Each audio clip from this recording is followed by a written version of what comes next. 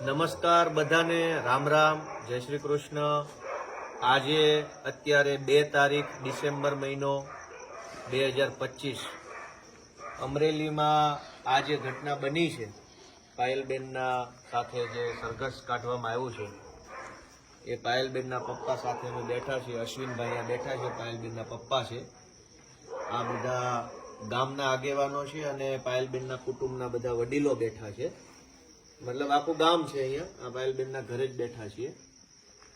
આજે 2 તારીખે એવું થયું કે આજે સવારથી સોશિયલ મીડિયામાં પાયલબેનનો જે પોલીસે સરઘસ કર્યો એનો વિડીયો ખૂબ વાયરલ થયો 2 દિવસથી, અને સમગ્ર ગુજરાતમાં તમામ સમાજમાં ખૂબ રોષ ફેલાઈ ગયો, ખૂબ લોકો નારાજ થયા, ખૂબ લોકોને આક્રોશ આવ્યો કે આ યોગ્ય નથી। અને એટલો બધો આક્રોશ આવ્યો કે સોશિયલ મીડિયામાં, ટીવીમાં, મીડિયામાં બધે લોકોએ ખૂબ પ્રતિક્રિયા આપી, અને એ પ્રતિક્રિયાથી સરકારના માણસો કે અહીંયા અમરેલીમાં જે લોકોએ આ બધું કરાવ્યું છે એમના પેટમાં તેલ રેડાયું, અને એમને એવું થયું કે ભાઈ હવે તો આ બધી તકલીફ પડશે, વધારે થશે। એટલે એમણે તાત્કાલિક એમની એક મીટિંગ બોલાવી, એમાં બધા એમની પાર્ટીના ધારાસભ્યો બધા રાજકોટથી ને અમરેલીથી બધા હતા, અને એ મીટિંગની અંદર બધી ચર્ચા કરી હોય, જે કરી હોય તે આપણને ખ્યાલ નથી, પણ એ ચર્ચાના અંતે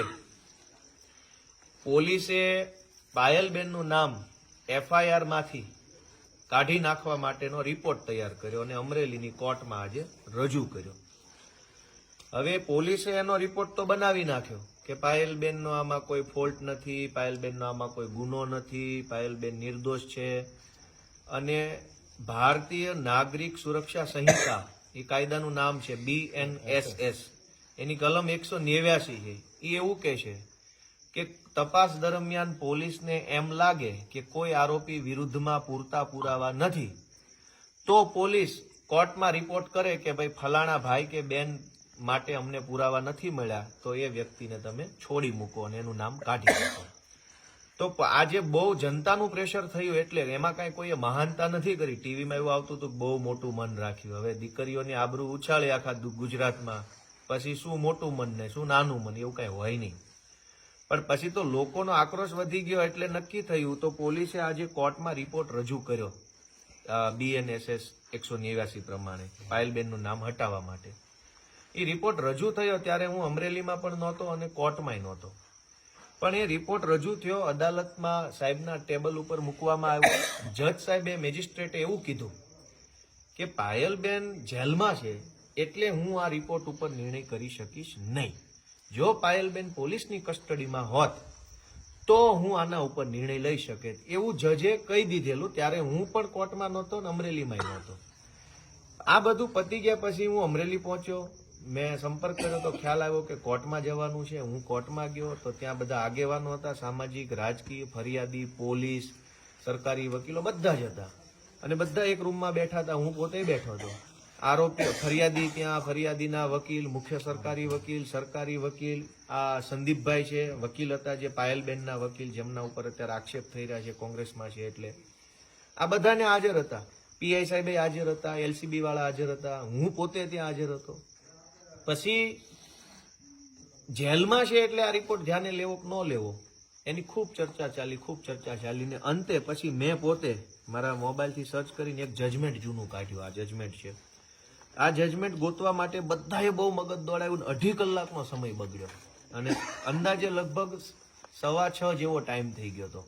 કોઈને જજમેન્ટ મળતું નહોતું કે જેલમાં છે તો આ રિપોર્ટ માન્ય ગણાય કે ન ગણાય, પોલીસ કસ્ટડીમાં જ ગણાય। આ જજમેન્ટ મળી ગયું, મેં પોતે PI ને સેન્ડ કર્યું, મેં પોતે સરકારી વકીલશ્રીને બધાને આપ્યું, એની પ્રિન્ટો કઢાવી, અને આ જજમેન્ટ મળી ગયું, અને અમને જવાબ મળી ગયો કે જેલમાં હોય તો પણ આ રિપોર્ટ માન્ય કરી શકાય છે, એટલે કે પાયલબેનને છોડી શકાય છે। એટલે આ બધા કાગળિયા લઈ અને કોર્ટમાં જવાનું નક્કી થયું। ત્યાં વકીલના રૂમમાંથી નીકળી અને કોર્ટ રૂમમાં જવાનું નક્કી થયું। એ ગાળામાં સંદીપભાઈનું એવું કહેવાનું થયું કે ભાઈ સંદીપભાઈએ જે જામીન અરજી મૂકી છે પાયલબેનની, જે આવતીકાલે એટલે કે 3 જાન્યુઆરીના રોજ છે, એ 3 જાન્યુઆરીના આવતીકાલે સુનાવણી છે, એમાં એમનું વકીલાત પત્ર છે। એટલે એમણે એવું કીધું કે મારું વકીલાત પત્ર ઓલરેડી નાખેલું છે, જો હું બીજું નાખીશ તો એ કાયદા પ્રમાણે યોગ્ય નથી, મારે તકલીફ થશે। એટલે નક્કી થયું, ત્યાં હું હાજર હતો, મેં એમ કીધું કે તો મારું ગોપાલભાઈ ઇટાલિયાનું વકીલાત પત્ર મૂકી દો અને તમે રહેવા દો, કેમ કે તમારા એકના એક કેસમાં 2 વકીલાત પત્ર ન મૂકવા હોય તો આપણે રસ્તો કાઢીએ. એટલે મેં મારું નક્કી કર્યું, આ મારા નામ વાળું વકીલાત પત્ર છે. હા, હવે એમાં પાયલબેનની સહી જોઈએ ઓરિજિનલ. પાયલબેનની સહી ન હોય તો ગોપાલ ઇટાલિયાનું વકીલાત પત્ર માન્ય કોર્ટમાં ન ગણાય. તો સહી લેવા જેલમાં જવું પડે, જેલરની રૂબરૂમાં સહી થાય, જેલર ન હોય તો સહી માન્ય નથી. એટલે નક્કી એવું થયું કે સંદીપભાઈ મારા વતી જેલમાં બેનની સહી લેવા જશે. તો આ વકીલાત પત્ર ઓરિજિનલ છે, આ જેલરનો સહી સિક્કો છે, આ જેલરનો સિક્કો છે, આ પાયલબેનની સહી છે, આ ગોપાલભાઈ ઇટાલિયાનું નામ છે, આ મારો વકીલાતનો નંબર છે. આ સહી કરાવવા કોર્ટમાંથી સંદીપભાઈ જેલ ગયા અને એના જુનિયરના પાસેથી આ બધું સહી સિક્કા કરાવીને મને પાછું મોકલ્યું. એટલે હું સંદીપભાઈ વતી કોર્ટમાં વકીલ તરીકે ઊભો રહ્યો. એટલે નક્કી શું થયું કે વકીલોના સાટા પાટા થઈ ગયા. જેને જેલમાં સહી કરાવવા મારે જવાનું તો એને બદલે સંદીપભાઈ ગયા, એને કોર્ટમાં ઊભું રહેવાનું તો એને બદલે હું ઊભો રહ્યો. તો પાયલબેન વતી કોર્ટમાં કોઈ વકીલ નહોતું એ વાત સદંતર જૂઠ છે, અસત્ય છે અને એકદમ ભ્રમ છે. વકીલ તરીકે હું પોતે હાજર હતો. ત્યાં દલીલ ચાલુ થઈ. તો દલીલમાં સરકારી વકીલે કીધું કે ભાઈ પોલીસે આ રિપોર્ટ ભર્યો છે અને પાયલબેનને છોડી મૂકવાનો રિપોર્ટ ભર્યો છે. સરકારી વકીલની આ વાત સાંભળી એટલે જજ સાહેબે સામે જે બધા વકીલો ઉભા હતા એમાં ફરિયાદીના વકીલ ને આરોપીના વકીલ તરીકે હું બંને ઉભા હતા. અમારા તરફ જજ સાહેબે જોયું તો ફરિયાદીના વકીલે કીધું કે અમે જવાબ રજૂ કરશું. એટલે જજ સાહેબે કીધું કે ભાઈ તો ફરિયાદીને નોટિસ કાઢો જવાબ રજૂ કરવાની. એટલે મેં ત્યાં કીધું સાહેબ જે ઉભા, મેં કીધું મુખ્ય સરકારી વકીલને મેં ધ્યાન, મેં કીધું સાહેબ ફરિયાદી પણ હાજર છે, ફરિયાદીના વકીલ પણ હાજર છે. જજ સાહેબ જો સાંભળવા માંગતા હોય તો બધા અહીંયા ઉભા છે, એમને જરાક પુરસીસ આપે તો સાંભળી લે, નિવેદન થઈ જાય તો આજે પૂરું થઈ જશે. અને એમ કહીને મેં પાછળ ઓડિયન્સમાં જોયું, કેમ કે હું ફરિયાદીને જોઈએ ઓળખતો નથી. એટલે મેં પૂછ્યું પાછળ બધા કાર્યકર્તાઓને કે ભાઈ ફરિયાદી અહીંયા હાજર છે? એટલે કોઈ હા પાડી. મેં કીધું અંદર લઈ આવો. તો એક વ્યક્તિ બોલાવા ગયો ફરિયાદીને. એ ફરિયાદી નીચે ઉભા હતા, ઉપર આવે એ પહેલા ફરિયાદીના વકીલ તો કોર્ટમાં હાજર હતા. એને કેવું છે કે હા અમે અહીંયા હાજર છીએ સાહેબ, અમારું જે કાંઈ ફરિયાદીનું નિવેદન લેવું એ લઈ લો. પણ એ ન બોલે. સરકારી વકીલને કીધું તમે જજ સાહેબનું ધ્યાન દોરો કે ફરિયાદી અને એના વકીલ બે હાજર છે, સાહેબને જે કાંઈ લખાણ લેવું હોય એ લખાણ લઈ લે. કોર્ટમાં 3 પક્ષ હતા આજે. એક સરકારનો પક્ષ એટલે કે પોલીસ, એક ફરિયાદી અને એક આરોપી.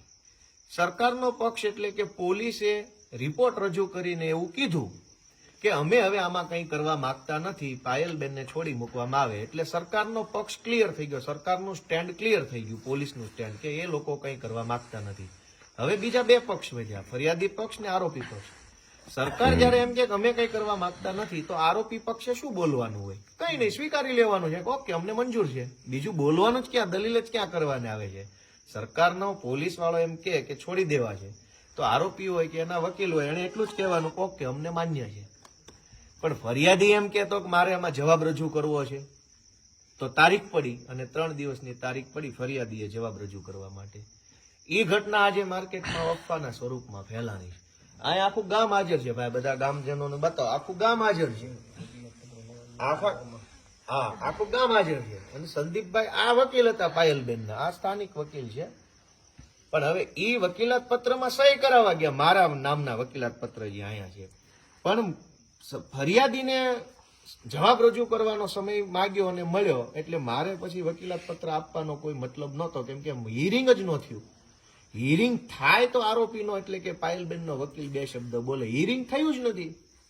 ફરિયાદીને જવાબ રજૂ કરવાનો તે સીધી માંગણી થઈને તરત જ તારીખ પડી ગઈ. તારીખ પડી ગઈ વકીલાત પત્ર કેવી રીતે આપવાનું? એટલે મારી પાસે ઓરિજિનલ વકીલાત પત્ર છે જેમાં જેલરનો સિક્કો છે. એટલે આવું બધું રાજકારણ હાલે છે. હે હવે તો આમાં રાજકારણ હાલે છે, બધા જાણે વિચારે, બધા સજ્જન નાગરિકો છે, એવું કાંઈ નથી. મારી એટલી વિનંતી છે કે આજનો ઘટનાક્રમ આવો છે કોર્ટમાં. પોલીસે જનતાના દબાણમાં આવીને, આખા ગુજરાતના દબાણ, ભાઈ કોઈ એમ કે મેં મોટું મન રાખ્યું મેં ઉપકાર કર્યો એવું કોઈ મહાન ગુજરાતમાં છે નહીં. જનતા મહાન છે.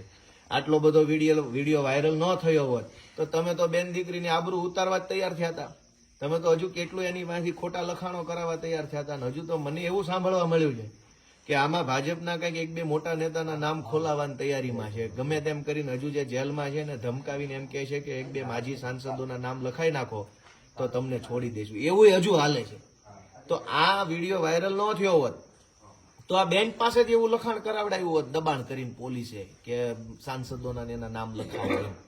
તો આ તો બધું રાજકારણ છે. ગુજરાતની જનતાનો બે હાથ જોડીને આભાર માનું છું કે તમે આટલો બધો વિડીયો વાયરલ કર્યો, બેનને સપોર્ટ આપ્યો, એનું દબાણ આવ્યું, એનું દબાણના કારણે આજે પોલીસે કોર્ટમાં રિપોર્ટ આપ્યો કે હવે આ બેનનું નામ હટાવવામાં આવે છે. પબ્લિકનું દબાણ ન હોત તો આ આજે પોલીસ આવો રિપોર્ટ આપે નહીં. એટલે બધાનો આભાર માનવી. પાયલબેનના પપ્પા બેઠા, બે શબ્દો તમને જે વ્યાજબી લાગે એ કયો, જે કાંઈ તમને અનુકૂળ તો જય શ્રી કૃષ્ણ કહી દો, બધા પબ્લિકનો આભાર માનો, બધાનો આભાર માનો, બધાનો આભાર. બધા બતાવો તમે કાંઈ